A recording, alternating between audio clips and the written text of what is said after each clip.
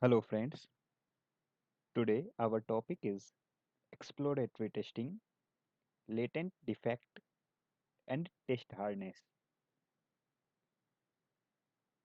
Let me first explain about exploratory testing.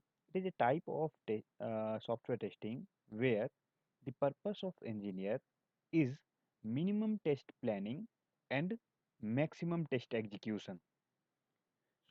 This testing type is executed on an application when there is no document or KT, here KT means knowledge transfer, available to go through. So, software test engineer have to explore the application to figure out the functionalities present in the application.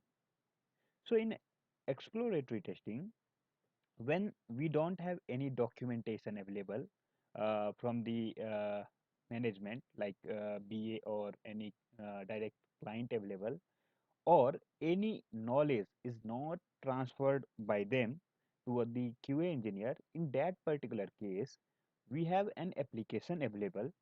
We generally explore the application, and while executing the flow of the application, we generally note down the functionality available in that particular application.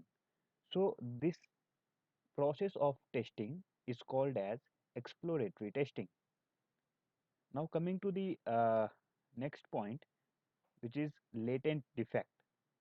So existing defect in the system which does not cause any failure as the exact set of condition has never been met.